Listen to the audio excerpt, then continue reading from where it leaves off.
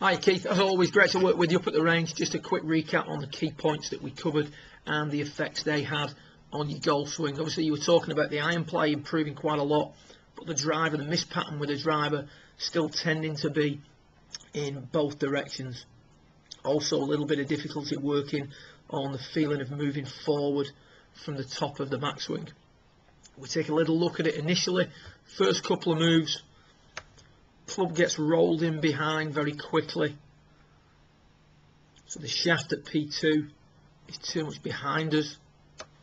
The club face has rotated open as a result of this, causing us at the top of the backswing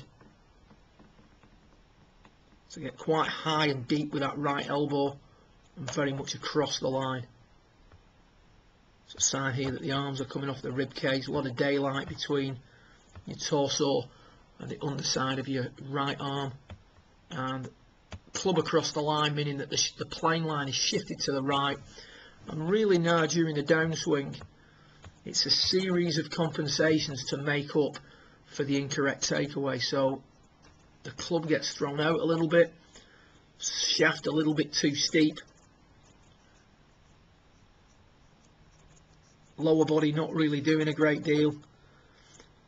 Because we've now thrown it out, all things being equal, this club would continue to work outwards and get outside the line. But what we do here is we start to steepen that left shoulder in an attempt to get this club into the inside position. Now we know that we've got to be inside to hit this golf ball properly with driver, but we want to be inside without manipulating things at this point. You can see from about P5 we start to extend too early, we start to stand up, and this is all your way. Let's put this line here. This is your way of getting the club to come from the inside. You can see they're coming up, head's coming off the wall if you will, so we don't get back into flexion at P6. P5 we're flexing forward, and then now if we continue to go into flexion we just have the club way out in front of us.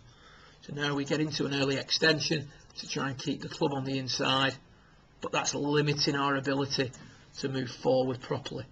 We take a little look at Charlie Wee here during the takeaway. You can see there that the club stays in front of the hands longer, the club face doesn't rotate as quickly, and the reason for that is the back of the left hand, accumulator number 3, isn't loading from P1 to P2.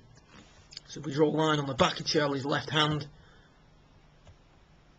and the effect that has on the club face, and we compare that to where you were at P2.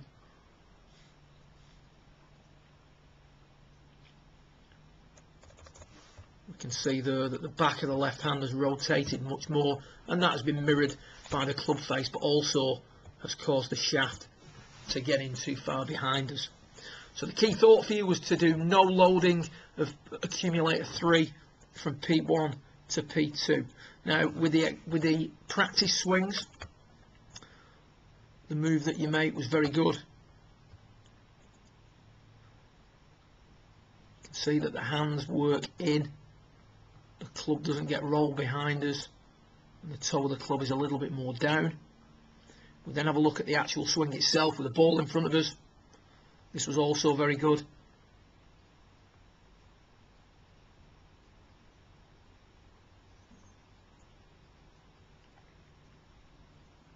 P1 to P2, trying to load accumulator 3 less. So we can see back of the left hand more down.